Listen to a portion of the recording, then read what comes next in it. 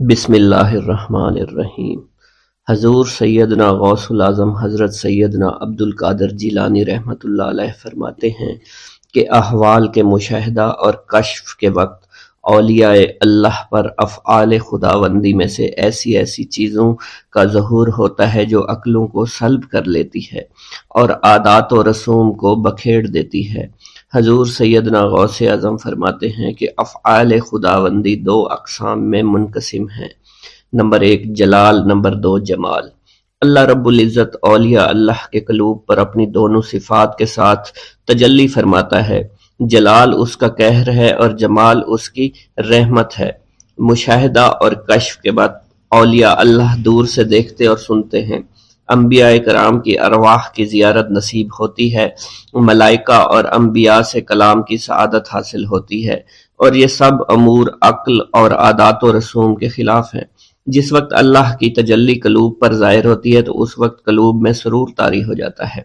اللہ عز و جل ان کے ساتھ بہترین کلام فرماتا ہے، ان کو مختلف انواع و منازل کی بشارت دیتا ہے، اور انہیں وہ منازل نصیب ہوتی ہیں کیونکہ ابتدا سے ہی قلم نے ان چیزوں کو ان کے حق میں لکھ دیا ہے۔ اولیاء اللہ کے لیے عظمت اور جلال خوف کر دینے والا ڈر ہے اور قلب پر ایسا غلبہ لاتا ہے جس کا اثر بدن کے اعضاء پر بھی ظاہر ہوتا ہے۔ حضور نبی کریم صلی اللہ علیہ وسلم سے مروی ہے، خوف شدید کے باعث نماز کے دوران میں آپ کے سینہ مبارک سے ہانڈی کے ابلنے جیسی آواز سنی جاتی تھی، کیونکہ نماز میں آپ کو اللہ عز و جل کا جلال نظر آتا تھا اور آپ پر عظمت الہیہ کا انکشاف ہوتا تھا۔ اللہ عز و جل کے مشاہدہ کے وقت اولیاء اللہ کو جو بشارتیں ہوتی ہیں وہ حقیقت میں ان پر فضل طاری ہوتا ہے اور فضل خداوندی کا ظہور ہو رہا ہوتا ہے۔ جب تک سالک اپنی ہستی میں فانی نہیں ہوتا، ذات حق کے ساتھ باقی نہیں ہو سکتا۔ اللہ رب العزت دولت وصال حاصل ہونے سے پہلے عاشقوں کو قرب وصال کی خوشخبری اس لیے دیتے ہیں کہ شاید شوق الہی کے سبب ان کی محبت حد سے گزرے، ان کی قوتیں منقطع ہو جائیں اور وہ ہلاک ہو جائیں۔ یقین کے تین مرتبے ہیں، علم الیقین، عین الیقین، حق الیقین۔ علم الیقین کے مرتبہ پر فائز ہونے پر سالک کو اس راز کا علم ہو جاتا ہے کہ محبوب حقیقی عالم کی صورت میں جلوہ نما ہے، اور حضور نبی کریم صلی اللہ علیہ وآلہ وسلم اس شاہد لم یزلی کے لیے مرت نامہ ہے۔ پھر جب سالک ترقی کی منازل طے کرتا ہے تو وہ عین الیقین کے مرتبہ پر فائز ہو جاتا ہے، جس سے مراد یہ ہے کہ محبوب حقیقی حضور نبی کریم کی زیارت سے مشرف ہونے لگتا ہے اور اس کا یقین وحدت الوجود پر پختہ ہو جاتا ہے، اور پھر اسے بیداری میں بھی حضور نبی کریم کی حضوری کی سعادت نصیب ہوتی ہے۔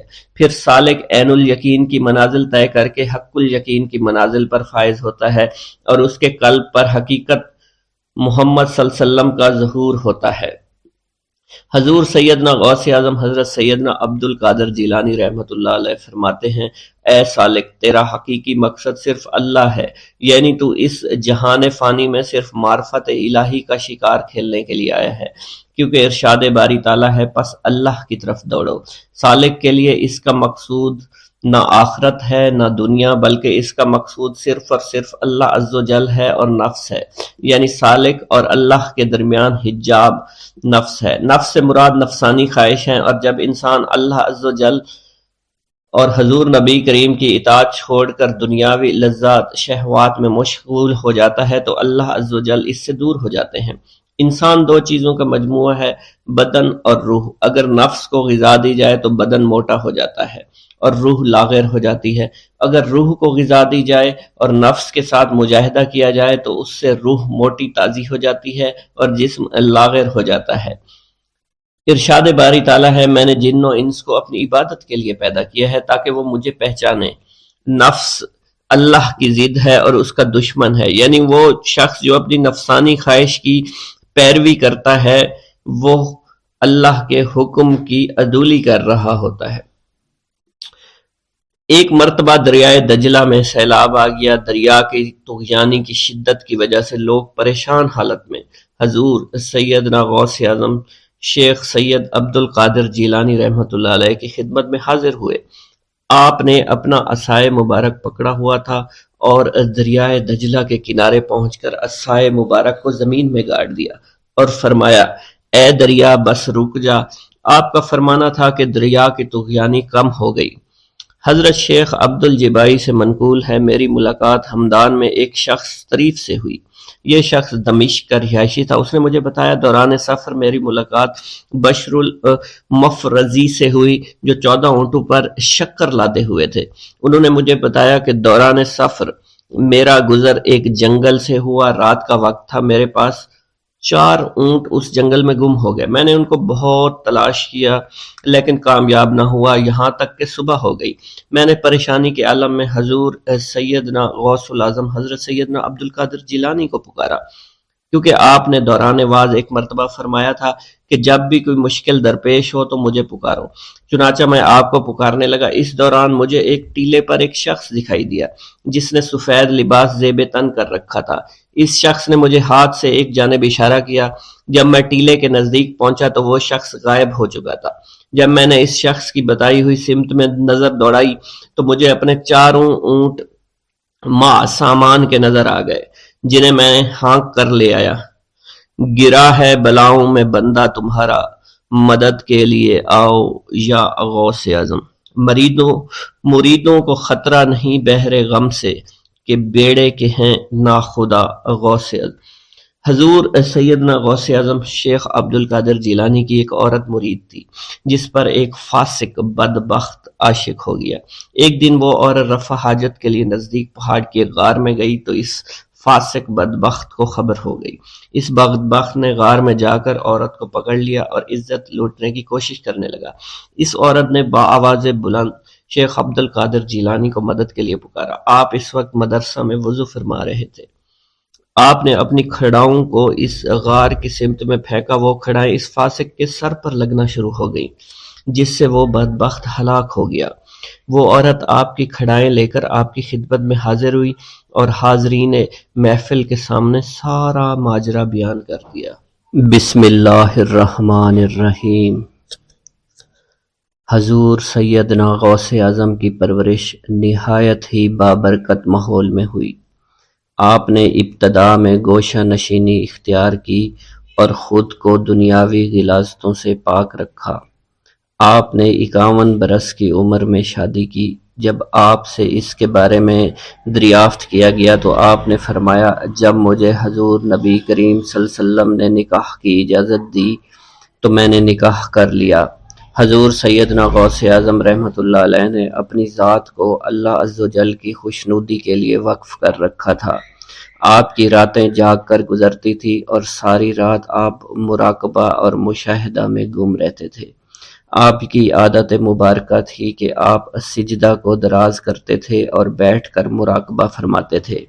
اسی دوران آپ کا جسم مبارک نورانی شعاؤں کے زیر اثر ہوتا تھا اور کئی مرتبہ آپ ان نورانی شعاؤں میں غائب ہو جایا کرتے تھے۔ حضور شیخ ابو عبداللہ بن حسنین بن ابی فضل فرماتے ہیں کہ سیدنا غوث اعظم کے بعض دہقانی مریدین ہر سال آپ کے لیے گیہوں بوتے تھے اور جائز طریقہ سے اسے پالتے تھے۔ پھر آپ کے بعض مریدین اسے پیستے، آپ کے لیے ہر روز 4 یا 5 روٹیاں پکاتے اور شام کو آپ کے پاس روٹیاں لے کر آتے تھے۔ آپ حاضرین میں ایک ایک ٹکڑا تقسیم کر دیتے اور جو بچ جاتا وہ اپنے لیے رکھ لیتے تھے۔ حضرت شیخ خضر حسینی سے منقول ہے کہ حضور سیدنا غوث اعظم نے ایک شکستہ دل فقیر کو دیکھا۔ آپ نے اس سے اس کی کیفیت کے متعلق دریافت کیا تو اس نے کہا کہ میں آج دریا کے کنارے گیا اور ملاح سے کہا کہ وہ مجھے دریا کے پار لے جائے۔ اس نے انکار کر دیا۔ میں اپنے اس افلاس کے سبب پریشان اور شکستہ دل ہوں۔ ابھی اس فقیر کا کلام جاری تھا کہ ایک شخص آپ کی خدمت میں حاضر ہوا اور 30 دینار آپ کی خدمت میں پیش کر دیے۔ آپ نے وہ دینار اس فقیر کو دے دیے اور فرمایا کہ اس ملاح سے کہنا کہ کسی فقیر کا سوال رد مت کیا کرے۔ حضرت شیخ معمر کا بیان ہے کہ میں نے حضور سیدنا غوث اعظم سے زیادہ کسی کو درگزر فرمانے والا نہیں دیکھا۔ آپ کی عطا کا یہ عالم تھا کہ ایک محفل میں 400 لوگوں کو ولایت کے مقام اعلیٰ تک پہنچا دیا کرتے تھے۔ بھوکوں کو کھانا کھلانا اور بیواؤں کی حاجت روائی کرنا آپ کا معمول تھا۔ جب کسی بیمار کے متعلق سنتے فوراً اس کی عیادت کے لیے تشریف لے جایا کرتے۔ فقراء کو آپ کے در سے بغیر سوال کیے عطا ہو جایا کرتا۔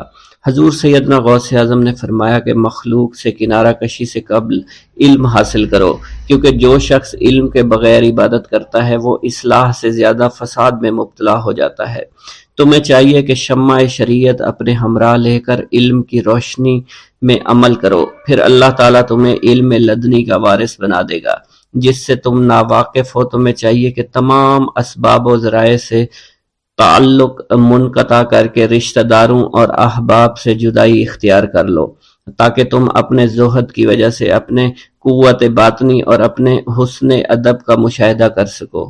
خدا کے علاوہ تمام عالم اسباب سے اس خوف سے منقطع ہو جاؤ تاکہ تمہاری شمع معرفت نہ بجھ جائے، اور جب تم 40 دن ایک چلہ اپنے رب کے لیے مخصوص کر دو گے تو تمہارے قلب سے حکمت کے چشمے جاری ہو جایا کریں گے اور تم معرفت الہی کی تپش کا مشاہدہ کرنے لگو گے، جس کو حضرت موسیٰ علیہ السلام نے اپنے شجر قلب پر محسوس کیا تھا۔ اس کیفیت کے بعد تم اپنے نفس و خواہش، اپنے شیطان، اپنی طبیعت اور اپنے وجود سے کہو گے کہ ٹھہر جا، میں نے اس آگ کا مشاہدہ کر لیا ہے جو قلب موسیٰ علیہ السلام سے روشن ہوئی تھی۔ اس کے بعد تمہارے قلب میں باطن سے یہ آواز آنے لگی کہ میں ہی تمہارا رب ہوں، میری ہی عبادت کرو، میرے غیر کی اطاعت سے گریزاں ہو جاؤ، میرے سوا کسی سے تعلق مت رکھو، میری معرفت حاصل کر کے میرے غیر کو فراموش کر دو، غیر سے اعراض کر کے صرف میرے علم، میرے قرب، میرے ملک اور میری سلطنت کی جانب متوجہ رہو۔ جب تمہیں بقائے الہی حاصل ہو جائے تو تمہاری زبان پر اللہ تعالیٰ کا نام جاری ہو جائے گا اور تمہارے حجابات رفع ہو کر قلب سے کدورت زائل ہو جائے گی اور نفس کو مکمل سکون حاصل ہوگا۔ پھر جب اس کے الطاف غالب آ جائیں تو تمہیں خطاب کیا جائے گا، اے قلب فرعون، نفس کی طرف توجہ کر اور ان کو راہ ہدایت پر چلا، میری جانب آ جا اور ان سے کہہ دے کہ میرا ہی اتباع کریں، پھر انہیں رشد کے راستے پر ہدایت کر کے ان سے تعلق قائم کر، اس کے بعد پھر قطع تعلق کر کے دوبارہ استوار ہو کر آ جا اور اسی طرف استوار ہو کر دیکھتا رہے۔ حضرت شیخ معمر سے منقول ہے، فرماتے ہیں ایک مرتبہ میں حضور سیدنا غوث اعظم کی خدمت میں حاضر تھا۔ آپ بیٹھے کچھ لکھ رہے تھے، اسی دوران چھت سے 3 مرتبہ مٹی گری۔ چوتھی مرتبہ ایسا ہوا تو آپ نے جلال میں آ کر اس جگہ دیکھا جہاں سے مٹی گر رہی تھی۔ اسی دوران ایک چوہا اس جگہ سے نیچے گرا اور مر گیا اور یہ چوہا ہی وہاں سے مٹی کو کھود رہا تھا۔ حضرت شیخ عمر بن مسعود فرماتے ہیں حضور سیدنا غوث اعظم فرما رہے تھے، اسی دوران ایک چڑیا نے آپ کی قمیص پر بیٹ کر دی۔ آپ نے جلالی نظروں سے چڑیا کو دیکھا، چڑیا اسی وقت نیچے گری مر گئی۔ آپ نے وضو سے فارغ ہونے کے بعد قمیص کے اس حصے کو دھویا، پھر اپنی قمیص مبارک اتار کر مجھے دی اور فرمایا اس کو فروخت کر کے اس کی رقم کو خیرات کر دو، یہ اسی کا بدلہ ہے۔ منقول ہے حضور سیدنا غوث اعظم کے زمانہ میں ایک بہت ہی گناہ گار شخص تھا، لیکن اس کے دل میں آپ سے بے پناہ محبت تھی۔ جب اس کے مرنے کے بعد اس کو دفن کیا گیا تو قبر میں منکر نکیر نے سوالات کیے، تو اس نے ہر سوال کے جواب میں شیخ عبد القادر کہا۔ منکر نکیر نے اللہ کی بارگاہ میں اس کے جواب کو پیش کیا تو حکم ہوا، اگرچہ یہ بندہ فاسقوں میں سے ہے لیکن یہ میرے محبوب جو کہ صادقین میں سے ہیں ان سے محبت رکھتا ہے۔ بسم اللہ الرحمن الرحیم۔ منقول ہے کہ حضور سیدنا غوث اعظم کے زمانہ میں ایک مقرب کی ولایت سلب کر لی گئی۔ سب چھوٹے بڑے اس کو حقارت کی نگاہ سے دیکھنے لگے۔ اس نے 360 اولیاء اللہ سے التجا کی کہ وہ اس کے حق میں دعا فرمائیں، لیکن اس کا نام لوح محفوظ پر اشتیاق کی فہرست میں لکھ دیا گیا۔ ان اولیاء اللہ نے اس کو بتایا کہ تم کامیاب نہیں ہوں گے۔ اس کے چہرے کا رنگ سیاہ پڑ گیا۔ اس شخص نے حضور سیدنا غوث اعظم شیخ عبد القادر جیلانی کی خدمت میں حاضر ہو کر دعا کی درخواست کی۔ آپ نے فرمایا تم اللہ عز و جل کی بارگاہ میں مردود ہو گئے ہو، مگر میں تمہیں اللہ کے اذن میں مقبول بنا سکتا ہوں۔ پھر حضور سیدنا غوث اعظم نے اس کے لیے بارگاہ الہی میں دعا فرمائی تو غیب سے ندا آئی، کیا تمہیں معلوم ہے کہ تم سے پہلے بھی 360 اولیاء اللہ اس کے لیے سفارش کر چکے ہیں، لیکن اس کا نام لوح محفوظ پر اشتیاق کی فہرست میں لکھا جا چکا ہے۔ یا الہی تو مردود کو مقبول، مقبول کو مردود بنانے پر قادر ہے۔ اگر تیری منشا یہی ہے تو نے اس کو مقبول بنانے کے لیے مجھ سے دعا کیوں کروائی؟ غیبی ندائی، اے عبد القادر، اسے میں نے تمہارے سپرد کیا، تم اسے جو چاہے بنا دو۔ چنانچہ آپ کی دعا سے وہ پھر سے بارگاہ الہی میں مقبول ہو گیا۔ حضرت شیخ ابو صالح سے منقول ہے، حضرت شیخ ابو مدین مغربی نے مجھے حضور سیدنا غوث اعظم شیخ عبد القادر جیلانی کی خدمت میں بغداد فقر کی تعلیم کے لیے بھیجا۔ آپ نے مجھے 20 دن تک اپنے خلوت خانہ کے دروازہ پر بٹھائے رکھا اور 20 روز گزرنے کے بعد مجھے قبلہ رو ہونے کا حکم دیا گیا۔ جب میں قبلہ رو ہو گیا آپ نے فرمایا اے ابو صالح اس طرف دیکھو۔ چنانچہ میں نے اس جانب دیکھا تو آپ نے فرمایا کیا دیکھ رہے ہو؟ میں نے عرض کیا بیت اللہ شریف میری نگاہوں کے سامنے ہے۔ آپ نے مجھے حکم دیا کہ اب مغرب کی سمت دیکھو۔ میں نے اپنا چہرہ مغرب کی جانب کیا تو آپ نے فرمایا کہ اب کیا دیکھ رہے ہو؟ میں نے عرض کیا کہ میں اپنے مرشد پاک حضرت ابو مدین کو دیکھ رہا ہوں۔ ایک مرتبہ سنان نامی عیسائی پادری نے حضور سیدنا غوث اعظم کی محفل میں حاضر ہو کر سلام عرض کیا۔ حاضرین کھڑے ہو کر بیان دیا کہ میں یمن کا رہنے والا ہوں، میں نے ارادہ کیا کہ میں اسلام قبول کروں گا۔ اسی دوران میرے دل میں خیال پیدا ہوا میں اس دور کی سب سے بہترین شخصیت کے دست مبارک پر کلمہ پڑھوں۔ اسی سوچ کے دوران مجھے نیند آ گئی۔ خواب میں مجھے حضور سیدنا عیسیٰ کی زیارت نصیب ہوئی۔ آپ علیہ السلام نے مجھ سے ارشاد فرمایا بغداد چلے جاؤ، شیخ عبد القادر کے دست حق پر اسلام قبول کرو، کیونکہ اس وقت وہ روئے زمین پر تمام لوگوں میں افضل اور اعلیٰ ہیں۔ حضرت شیخ عمر الحکیمانی سے منقول ہے، ایک مرتبہ حضور سیدنا غوث اعظم کی خدمت میں 13 لوگ دائرہ اسلام میں داخل ہونے کے لیے حاضر ہوئے۔ ان لوگوں نے بیان کیا کہ ہم عرب کے عیسائی ہیں اور ہم نے کلمہ پڑھنے کا ارادہ کر لیا ہے۔ ابھی یہ سوچ ہی رہے تھے کہ کس مرد کامل کے دست حق پر کلمہ پڑھیں گے، ہمیں حاطف غیب سے آواز سنائی دی کہ بغداد جا کر شیخ عبد القادر جیلانی کے دست مبارک پر کلمہ پڑھو۔ حضرت شیخ زین الدین ابو الحسن علی بن ابی طاہر سے مروی ہے، فرماتے ہیں میں نے حضور سیدنا غوث اعظم سے علم حاصل کیا۔ اللہ عز و جل نے مجھے 1 سال میں اتنا علم دیا کہ دوسروں کو وہ علم 20 سال میں بھی نصیب نہ ہوا ہوگا۔ میں نے آپ سے مصر جانے کی اجازت طلب کی، آپ نے فرمایا تو دمشق پہنچ کر غازیوں کو مصر میں داخل ہونے کے لیے تیار پائے گا تاکہ اس پر قبضہ ہو جائے، مگر ان سے کہنا کہ وہ ہرگز کامیاب نہ ہوں گے، ہاں دوسری مرتبہ وہ کامیاب ہو جائیں گے۔ حضرت شیخ زین الدین فرماتے ہیں جب میں دمشق پہنچا میں نے وہی حال پایا جو آپ نے بیان فرمایا تھا۔ میں نے ان سے کہا تو وہیں نہ رکے۔ جب میں مصر پہنچا تو میں نے خلیفہ کو ان کو مقابلے کے لیے تیار پایا۔ میں نے خلیفہ سے کہا گھبراؤ نہیں، کامیاب ہو جاؤ گے۔ وہ فرماتے ہیں خلیفہ نے مجھے اپنا ندیم خاص مقرر فرمایا اور اپنے ہر راز سے مجھے واقفیت دے دی۔ پھر دوسری مرتبہ غازی آئے، انہوں نے مصر پر قبضہ کر لیا۔ مجھے حضور سیدنا غوث کے قول کے مطابق ہر ایک سے 1.5 لاکھ دینار ملے۔ مجھے مصر میں ہر خاص و عام میں مقبولیت حاصل ہوئی اور بے شمار لوگ میرے واعظ سے مستفید ہونے لگے۔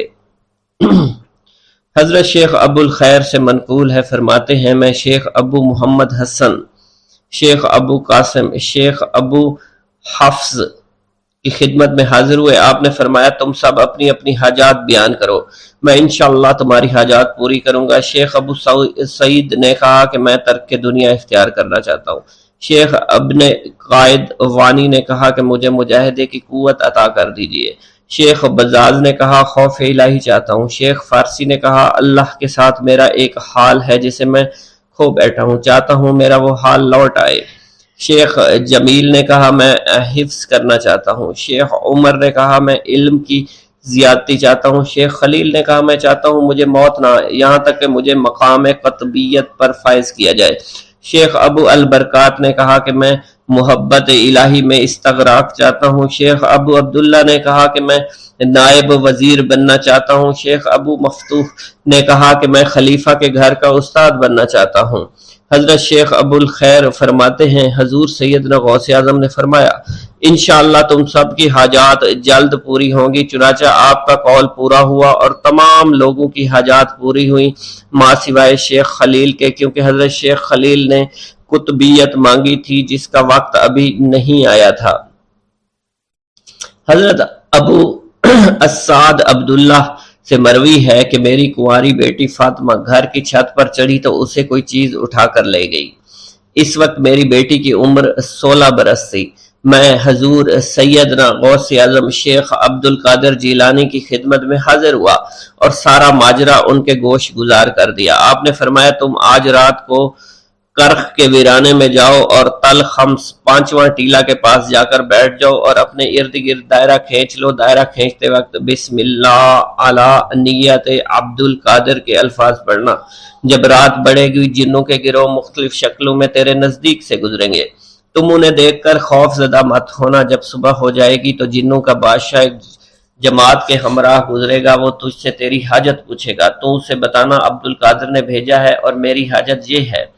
ابو سعید فرماتے ہیں میں نے حکم کی تعمیل کی، آپ کے فرمان کے مطابق ڈراؤنی شکلوں والے لوگ گزرے مگر دائرہ کے نزدیک کوئی نہ آ سکا، یہاں تک کہ صبح جنوں کا بادشاہ گھوڑے پر سوار ہو کر آیا۔ اس کے ساتھ ایک کثیر جماعت بھی تھی۔ اس نے مجھ سے کہا میری حاجت پوچھی۔ میں نے اسے حضور سیدنا غوث اعظم کا پیغام پہنچاتے ہوئے کہا اور اپنی حاجت بیان کی۔ میری بات سن کر وہ بادشاہ گھوڑے سے اترا، زمین کو بوسہ دیتے ہوئے دائرہ کے کنارے بیٹھ گیا۔ بادشاہ کے بیٹھتے ہوئی جماعت بھی بیٹھ گئی۔ پھر بادشاہ نے اپنی جماعت کے کچھ لوگوں کو حکم دیا جاؤ جس نے یہ کام کیا ہے اسے میرے پاس لے کر آؤ۔ چنانچہ وہ لوگ ایک سرکش جن کو پکڑ لائے جس کے ساتھ میری بیٹی بھی تھی۔ جنوں کے بادشاہ سے کہا گیا کہ یہ ملک چین کے سرکش جنوں میں سے ہے۔ بادشاہ نے اس جن کو مخاطب کرتے ہوئے کہا کہ تمہیں قطب وقت کے قدموں کے نیچے سے لڑکی اٹھانے کی جرت کیوں کر پیش ہوئی؟ اس سرکش جن نے کہا کہ میں اس لڑکی پر عاشق ہو گیا تھا۔ بادشاہ جن نے اس سرکش جن کو سر قلم کرنے کا حکم دیا اور میری بیٹی مجھے واپس لوٹا دی۔ میں نے بادشاہ جن سے کہا کہ تم نے حضور سیدنا غوث اعظم کا حکم بجا لانے میں کوئی کسر نہ چھوڑی۔ بادشاہ جن نے کہا کہ وہ گھر بیٹھے ہم جیسے سرکشوں کو دیکھ لیتے ہیں، خواہ کتنی ہی دور کیوں نہ بیٹھے ہوں۔ جب اللہ عز و جل کوئی کتب مقرر کرتا ہے تو اسے جن و انس پر قدرت عطا فرما دیتا ہے۔ تفریح الخاطر میں منقول ہے حضور سیدنا غوث اعظم کے وصال کے بعد ایک شخص جو کہ عرصہ دراز سے مرشد کامل کی تلاش میں تھا اور وہ آپ کا شورا سننے کے بعد آپ کی خدمت میں بغداد شریف پہنچا۔ جب اس شخص کو معلوم ہوا کہ آپ وصال فرما گئے ہیں تو وہ آپ کی قبر مبارک پر حاضر ہوا اور آداب زیارت بجا لایا۔ آپ اپنی قبر مبارک سے باہر تشریف لائے، اس کا ہاتھ پکڑ کر اسے سلسلہ عالیہ قادریہ میں بیعت فرما دیا اور اس کی جانب خصوصی توجہ فرمائی۔ حضرت ابو بکر ارکیمی فرماتے ہیں میں ابتدائی عمر میں شتر بانی کا کام کیا کرتا تھا۔ ایک مرتبہ مجھے ایک شخص کے ساتھ حج کرنے کا اتفاق ہوا۔ اس شخص کو یہ خطرہ لاحق ہوا کہ وہ عنقریب مر جائے گا۔ اس نے مجھے ایک چادر اور 10 دینار دیے اور فرمایا یہ میری امانت، تم بغداد شریف واپس جا کر حضور سیدنا غوث اعظم شیخ عبد القادر جیلانی رحمۃ اللہ علیہ کی خدمت میں پیش کر دینا۔ حضرت ابو بکر الکیمی فرماتے ہیں کہ میں اس وصیت کے کچھ دنوں بعد اس شخص کا انتقال ہو گیا۔ میں جب بغداد شریف تشریف لایا تو لالچ میں پھنس گیا۔ میرے دل میں خیال آیا ان چیزوں کے متعلق کسی کو کچھ علم نہیں ہے، چنانچہ میں نے وہ چادر اور 10 دینار اپنے پاس رکھ لیے۔ ایک دن میں بازار سے گزر رہا تھا، میری ملاقات حضور سیدنا غوث اعظم سے ہوئی۔ میں نے آپ کو سلام کیا، آپ نے میرا ہاتھ پکڑ کر فرمایا تم نے 10 دیناروں کے لیے بھی اللہ کا خوف نہیں کیا، میری امانت اپنے پاس رکھ لی اور میرے پاس اپنی آمد و رفت بھی ختم کر لی۔ حضرت ابو بکر ارکیمی فرماتے ہیں کہ حضور سیدنا غوث اعظم کی بات سن کر مجھ پر غشی طاری ہو گئی اور جب مجھے ہوش آیا میں نے وہ چادر اور 10 دینار لا کر آپ کی خدمت میں پیش کیے اور معافی کا خواستگار ہوا۔ واللہ عالم۔ میرا یہ قدم تمام اولیاء کرام کی گردن پر ہے۔ ایک مرتبہ محلہ حلبہ میں اپنے مہمان خانے میں واز فرماتے ہوئے حضور سیدنا غوث اعظم پر اچانک حالت کشف طاری ہوئی۔ آپ رحمت اللہ علیہ نے فرمایا، میرا یہ قدم ہر ولی اللہ کی گردن پر ہے۔ یہ ارشاد سن کر تمام اولیاء اللہ نے اپنی گردنیں جھکا دیں۔ صلحائے امت نے اس کی توضیح فرمائی ہے کہ آپ رحمت اللہ علیہ کے عہد مبارک اور بعد میں قیامت تک آپ کی عطا کے بغیر ولی اللہ ولایت کے درجے پر فائز نہیں ہو سکتا۔ سلطان الہند حضرت خواجہ معین الدین چشتی المعروف خواجہ غریب نواز اس وقت خراسان کے پہاڑوں پر مجاہدات میں مشغول تھے۔ انہوں نے بھی حضور سیدنا غوث اعظم کا ارشاد گرامی سن کر اپنی گردن جھکا دی اور یوں عرض گزار ہوئے، آپ کے قدمین شریفین میرے سر اور میرے آنکھوں پر ہیں۔ حضور سیدنا غوث اعظم فرماتے ہیں کہ میں 10 برس کی عمر میں اپنے شہر کے مکتب میں حصول علم کے لیے جایا کرتا تھا۔ اس وقت میرے ساتھ ملائکہ بھی ہوتے تھے جو میرے آگے پیچھے میری حفاظت کے لیے چلتے تھے۔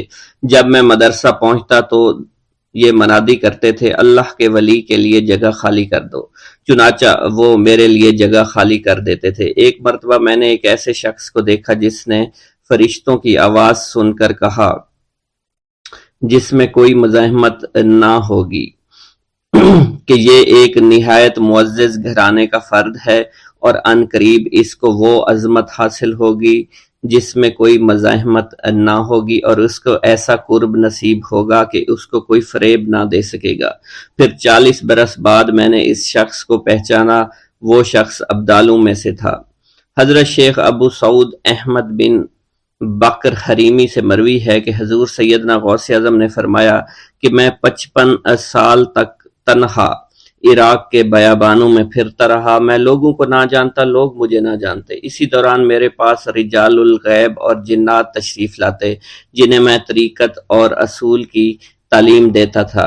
ابتدا میں جب میں عراق میں داخل ہوا تو حضرت خضر میرے ہم سفر بنے اور بعد میں اس وقت ان کو پہچانتا نہ تھا، اور اس کے ساتھ میرا معاہدہ ہوا کہ میں ان کے کسی حکم کی خلاف ورزی نہیں کروں گا۔ ایک مرتبہ انہوں نے مجھے ایک جگہ بیٹھنے کا حکم دیا اور میں اس جگہ 3 سال تک بیٹھا رہا۔ سال میں ایک مرتبہ حضرت خضر میرے پاس تشریف لاتے، فرماتے کہ یہی تیرا مقام ہے جہاں تجھے پہنچایا گیا ہے۔ اس عرصہ کے دوران تمام نفسانی خواہشات مجھ پر انسانی شکل میں وارد ہوئیں، لیکن اللہ عز و جل نے مجھے ہر موقع پر استقامت عطا فرمائی اور مجھے ان خرافات سے بچائے رکھا۔ ابتدا میں میرا نفس مجاہدہ کا کوئی طریقہ اختیار کرتا تو میں اس پر قائم ہو جاتا اور کسی چیز کو قبول نہ کرتا تھا۔ ایک طویل مدت تک اپنا گلا گھونٹتے ہوئے میں مدائن کے جنگلوں میں مجاہدات میں مشغول رہا۔ حضور سیدنا غوث اعظم فرماتے ہیں کہ میں نے اپنے نفس کو مختلف مجاہدوں، مختلف ریاضتوں اور مختلف مشقتوں میں ڈالے رکھا۔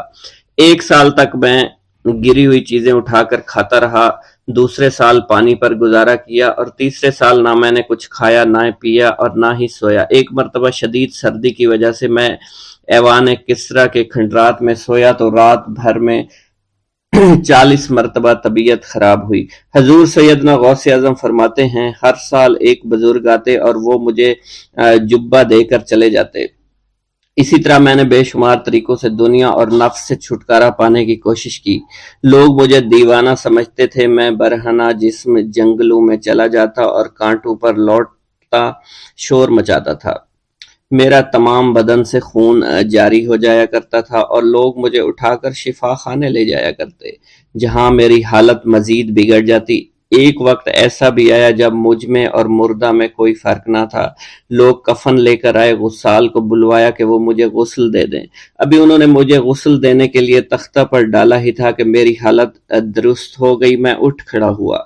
طریقت کی ان پرخطر راہوں میں نہ تو میں کبھی خوف زدہ ہوا اور نہ کبھی میرا نفس مجھ پر غلبہ پا سکا، اور نہ ہی دنیا کی آرائش مجھے حیران کر سکی۔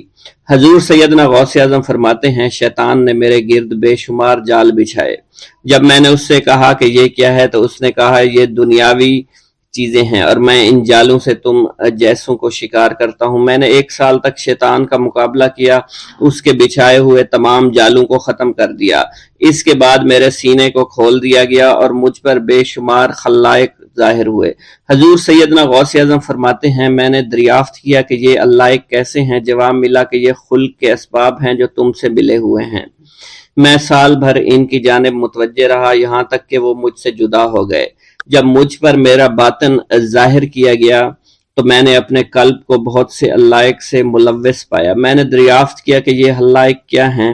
جواب ملا یہ تمہارے ارادے، تمہارے اختیارات ہیں۔ چنانچہ 1 سال تک ان کی جانب متوجہ رہا کہ وہ مجھ سے دور ہو گئے۔ میرا قلب ان تمام غلاظتوں سے نجات پا گیا۔ پھر مجھ پر میرے نفس کو ظاہر کیا گیا، میں نے اس کا مشاہدہ کیا، مجھے معلوم ہوا اس کے ساتھ کچھ امراض اور بھی ہیں اور نفس کی خواہشات زندہ ہیں، نفس کا شیطان سرکش ہے۔ چنانچہ میں نے سال بھر پھر توجہ دلائی اور میرے نفس کے تمام امراض سرے سے ہی ختم ہو گئے اور اس کے شیطان نے کلمہ پڑھ لیا اور پھر میرے تمام امور اللہ کے لیے ہو گئے اور میں اپنی ہستی سے باہر نکل آیا۔ حضور سیدنا غوث اعظم فرماتے ہیں پھر میں توکل کے دروازے پر آیا تاکہ میرا مقصد پورا ہو، لیکن جب میں نے توکل کے دروازے پر پہنچا تو بے شمار لوگ موجود تھے۔ میں اس ہجوم کو چیرتا ہوا آگے بڑھا اور شکر کے دروازے پر پہنچ گیا، یہاں پر بھی لوگوں کا جمع غفیر موجود تھا، اسے بھی چیرتا ہوا آگے بڑھا اور مشاہدہ کے دروازے پر پہنچ گیا اور یہاں پر موجود ہجوم کو چیرتا ہوا اندر داخل ہوا، حتیٰ کہ سب سے آخر میں مجھے فقر کے دروازے پر لایا گیا۔ فقر کا دروازہ خالی تھا۔ جب اس دروازہ میں داخل ہوا تو دیکھا جن جن چیزوں کو میں نے ترک کیا تھا وہ سب یہاں موجود تھیں۔ یہاں مجھے ایک بہت بڑے روحانی خزانے کی فتوحات سے نوازا گیا اور میرے لیے تمام دنیا کے خزانے کھول دیے گئے۔ مجھے روحانی عزت، دائمی فنا اور خالص آزادی عطا فرمائی گئی۔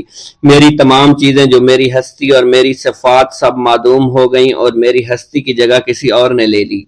حضرت شیخ ابو سعید مخزومی نے حضور سیدنا غوث اعظم کو خرقہ خلافت سے نوازا اور فرمایا اے عبد القادر، یہ وہ خرقہ ہے جو حضور نبی کریم صلی اللہ علیہ وسلم نے حضرت سیدنا علی المرتضیٰ کو عطا فرمایا، اور حضرت سیدنا علی المرتضیٰ نے یہ خرقہ حضرت خواجہ حسن بصری کو عطا فرمایا تھا، جس سے ہوتا ہوا یہ خرقہ مجھ تک پہنچا اور یہ تمہاری امانت تھی جو میں نے تم تک آج پہنچا دی ہے۔ حضور سیدنا غوث اعظم نے جب خرقہ مبارک کو زیب تن کیا تو آپ پر بے شمار انوار و تجلیات کی بارش ہونا شروع ہو گئی۔ حضور سیدنا غوث اعظم نے حضرت شیخ ابو سعید مخزومی کے مدرسہ میں تدریسی فرائض سر انجام دینا شروع کر دیے۔ آپ کے لیے فی الحال تدریسی مصروفیات کے علاوہ کوئی کام نہ تھا۔ آپ کی شبانہ روز کی محنت سے آپ کے نام کا شعرہ کچھ ہی دنوں میں سارے بغداد میں پھیل گیا۔ طلبہ دور دراز کے علاقوں سے علم کے حصول کے لیے آنے لگے۔ طلبہ کی تعداد جب مزید بڑھنا شروع ہو گئی تو ارد گرد کے کئی مکانات کو خرید کر مدرسہ میں داخل کر لیا گیا۔ کتب سیر میں منقول ہے کہ 528 ہجری میں آپ مدرسہ نظامیہ کی وسیع عمارت تعمیر فرما چکے تھے۔ اس مدرسہ کی تعمیر میں آپ نے بحیثیت مزدور بھی حصہ لیا تھا۔ حضرت شیخ ابو الخشاب سے مروی ہے کہ میں جوانی میں جب علم نحو پڑھ رہا تھا تو لوگوں نے مجھے حضور سیدنا غوث اعظم کے پاس جانے کا مشورہ دیا اور اس کی وجہ سے مجھے بھی اشتیاق ہوا کہ میں آپ کا واعظ سنوں۔ ایک مرتبہ کچھ لوگوں کے ہمراہ آپ کی مجلس میں دوستوں کے ہمراہ حاضر ہوا۔ آپ نے میری جانب توجہ کرتے ہوئے فرمایا ہماری صحبت اختیار کر لو۔ چنانچہ میں نے آپ کے فرمان کے مطابق آپ کی صحبت کو اختیار کر لیا۔ آپ نے مجھے علم نحو کے علاوہ علوم عقلیہ اور تقلد حاصل کیے جس سے مجھے کوئی واقفیت پہلے نہیں تھی۔ 1 سال کے عرصہ میں آپ کی نظر کرم سے میں نے وہ علوم حاصل کر لیے جو گزشتہ اتنی عمر گزارنے کے باوجود بھی مجھے حاصل نہیں ہوئے تھے۔ منقول ہے حضرت شیخ بقا بن بطو، شیخ علی بن ہیتی اور شیخ کیلوی جب حضور سیدنا غوث اعظم کے مدرسہ میں آتے تو جھاڑو دیا کرتے تھے اور چھڑکاؤ کرتے تھے، لیکن آپ کی اجازت کے بغیر کبھی اندر داخل نہ ہوتے تھے۔ اجازت ملنے کے بعد آپ حضرات اندر داخل ہوتے اور اجازت ملنے پر ہی بیٹھتے تھے۔ آپ سے امان طلب کرتے اور امان مل جانے کے بعد مؤدب ہو کر بیٹھ جاتے۔ جس وقت آپ کہیں جانے کا ارادہ کرتے تو یہ حضرات سواری کے ہمراہ چلتے۔ آپ انہیں اس فعل سے منع فرمایا کرتے تھے اور کہتے تھے کہ ہمیں آپ کے ذریعے قرب الہی حاصل ہوا ہے۔ حضرت شیخ محمد قائل الادنا سے مروی ہے کہ ایک مرتبہ حضور سیدنا غوث اعظم سے دریافت کیا گیا کہ آپ کی بزرگی اور عظمت کا راز کیا ہے۔ آپ نے فرمایا کہ میں کبھی جھوٹ نہیں بولتا اور کبھی کسی سے کذب بیانی نہیں کرتا۔ بسم اللہ الرحمن الرحیم۔ السلام علیکم۔ حضور سیدنا غوث اعظم فرماتے ہیں، میں 10 برس کی عمر میں اپنے شہر کے مکتب میں حصول علم کے لیے جایا کرتا تھا۔ اس وقت میرے ساتھ ملائکہ بھی ہوتے تھے جو میرے آگے پیچھے میری حفاظت کی غرض سے چلتے تھے۔ جب میں مدرسہ پہنچتا تھا تو وہ بار بار منادی کرتے تھے، اللہ کے ولی کے لیے جگہ خالی کر دو، چنانچہ وہ میرے لیے جگہ خالی کر دیتے تھے۔ ایک مرتبہ میں نے ایک ایسے شخص کو دیکھا جس نے فرشتوں کی آواز سن کر کہا کہ یہ نہایت معزز گھرانے کا فرد ہے اور ان قریب اس کو وہ عظمت اور بزرگی حاصل ہوگی جس میں کوئی مزاحمت نہ ہوگی، اس کو ایسا قرب نصیب ہوگا کہ اس کو کوئی فریب نہ دے سکے گا۔ پھر 40 برس بعد میں نے اس شخص کو پہچانا، وہ شخص ابدالوں میں سے تھا۔ حضرت شیخ ابو سعود احمد بن ابی بکر سے مروی ہے، حضور سیدنا غوث اعظم نے فرمایا، میں 25 سال تک تنہا عراق کے بیابانوں میں پھرتا رہا۔ میں لوگوں کو نہ جانتا تھا، لوگ مجھے نہیں جانتے تھے۔ اسی دوران میرے پاس رجال الغیب اور جنات تشریف لائے جنہیں میں طریقت اور رسول اللہ کی تعلیم دیا کرتا تھا۔ ابتدا میں جب میں عراق میں داخل ہوا تو حضرت خضر میرے ہم سفر تھے اور میں انہیں اس وقت سے پہچانتا نہیں تھا۔ ان کے ساتھ میرا معاہدہ ہوا کہ میں ان کے کسی حکم کی خلاف ورزی نہیں کروں گا۔ ایک مرتبہ انہوں نے مجھے ایک جگہ بیٹھنے کا حکم دیا، میں اسی جگہ 3 سال بیٹھا رہا۔ سال میں ایک مرتبہ حضرت خضر میرے پاس تشریف لاتے اور فرماتے، یہی تیرا مقام ہے جہاں تجھے پہنچایا گیا ہے۔ اس عرصہ کے دوران تمام نفسانی خواہشات مجھ پر انسانی شکل میں وارد ہوئیں، لیکن اللہ نے مجھے ہر موقع پر استقامت عطا فرمائی اور مجھے ان خرافات سے بچائے رکھا۔ ابتدا میں میرا نفس مجاہدہ کا کوئی طریقہ اختیار کرتا تو میں اس پر قائم ہو جایا کرتا تھا اور کسی چیز کو قبول نہیں کرتا تھا۔ ایک طویل مدت تک اپنا گلا گھونٹتے ہوئے میں نے مدائن کے جنگلوں میں مجاہدات میں مشغول رہا۔ حضور سیدنا غوث اعظم فرماتے ہیں، میں نے اپنے نفس کو مختلف مجاہدوں اور ریاستوں اور مشقتوں میں ڈالے رکھا۔ 1 سال تک میں گری ہوئی چیزیں اٹھا کر کھاتا رہا، اسی دوسرے سال میں صرف پانی پر گزارا کرتا رہا اور تیسرے سال میں نے کچھ نہ کھایا اور نہ پیا نہ ہی سویا۔ ایک مرتبہ شدید سردی کی وجہ سے میں ایوان کسریٰ کے کھنڈرات میں سویا تو رات بھر میں 40 مرتبہ احتلام ہوا۔ میں نے ہر مرتبہ دریائے دجلہ پر جا کر غسل فرمایا، پھر نیند کے خوف سے محل کے اوپر ایک ویران جگہ پر چڑھ گیا اور وہاں 2 سال تک قیام کیا، حتیٰ کہ سردی کے سوا کوئی شے کھانے کو میسر نہیں تھی۔ حضور سیدنا غوث اعظم فرماتے ہیں، ہر سال ایک بزرگ آتے اور وہ مجھے اونی جبہ دے کر چلے جاتے۔ اسی طرح میں نے بے شمار طریقوں سے دنیا اور نفس سے چھٹکارا حاصل کرنے کی کوشش کی۔ لوگ مجھے دیوانہ سمجھتے تھے۔ میں برہنہ جسم جنگلوں میں چلا جاتا، کانٹوں پر لوٹا شور مچایا کرتا، میرے تمام بدن سے خون جاری ہو جایا کرتا۔ لوگ مجھے اٹھا کر شفا خانے لے جایا کرتے جہاں میری حالت مزید بگڑ جایا کرتی۔ ایک وقت ایسا آیا جب مجھ میں اور مردہ میں کوئی فرق نہ تھا۔ لوگ کفن لے آئے اور غسال کو بلوایا کہ وہ مجھے غسل دے۔ ابھی انہوں نے مجھے غسل دینے کے لیے ایک تختہ پر لٹایا، میری حالت درست ہو گئی، میں اٹھ کھڑا ہوا۔ طریقت کی ان پرخطر راہوں میں نہ تو میں کبھی خوف زدہ ہوا، نہ کبھی میرا نفس مجھ پر غالب پا سکا اور نہ ہی دنیا کی آسائش مجھے حیران کر سکی۔ حضور سید غوث اعظم فرماتے ہیں، شیطان نے میرے گرد بے شمار جال بچھائے۔ جب میں نے ان سے کہا یہ کیا ہے، اس نے کہا یہ دنیاوی آلائشیں ہیں اور میں ان جالوں میں سے تم لوگوں کا شکار کیا کرتا ہوں۔ میں نے 1 سال تک شیطان کا مقابلہ کیا، اس کے بچھائے ہوئے تمام جالوں کو ختم کیا۔ اس کے بعد میرے سینے کو کھول دیا گیا اور مجھ پر بے شمار خلائق ظاہر ہوئے۔ حضور سیدنا غوث اعظم فرماتے ہیں، میں نے دریافت کیا کہ یہ اللہ ایک کیسے ہے؟ جواب ملا، یہ خلق کے اسباب ہیں جو تم سے ملے ہوئے ہیں۔ میں سال بھر ان کی جانب متوجہ رہا، یہاں تک کہ وہ مجھ سے جدا ہو گئے۔ جب مجھ پر باطن ظاہر ہوا تو میں اپنے قلب کو بہت سے علائق سے ملوث پایا۔ میں نے دریافت کیا یہ علائق کیا ہیں؟ جواب ملا یہ تمہارے ارادے، تمہارے اختیارات ہیں۔ چنانچہ 1 سال تک ان کی جانب متوجہ رہا، یہاں تک کہ وہ سب علائق مجھ سے دور ہو گئے اور میرا قلب ان غلاظتوں سے نجات پا گیا۔ حضور سیدنا غوث اعظم فرماتے ہیں پھر میں نے توکل کے دروازے پر آیا، میرا مقصد پورا ہو، لیکن جب میں توکل کے دروازے پر پہنچا بے شمار لوگ وہاں موجود تھے۔ میں ہجوم کو چیرتا بڑھا اور شکر کے دروازے پر پہنچ گیا، یہاں بھی لوگوں کا جمع غفیر موجود تھا، اسے بھی چیرتا آگے بڑھا اور مشاہدہ کے دروازے پر پہنچ گیا، یہاں پر موجود ہجوم کو بھی چیرتا ہوا اندر داخل ہوا، حتیٰ کہ سب سے آخر میں مجھے فقر کے دروازے پر لا دیا گیا۔ فقر کا دروازہ خالی تھا۔ جب میں اس دروازے میں داخل ہوا تو دیکھا جن جن چیزوں کو میں نے ترک کیا تھا وہ سب یہاں موجود تھی۔ یہاں مجھے ایک بہت بڑے روحانی خزانے کی فتوحات سے نوازا گیا، میرے لیے تمام دنیا کے خزانے کھول دیے گئے، مجھے روحانی عزت، دائمی غنا اور خالص آزادی عطا فرمائی گئی۔ میری تمام چیزیں جو میری ہستی اور میری صفات سب معدوم ہو گئی تھی، وہ میری ہستی کی جگہ کسی اور نے لے لی تھی۔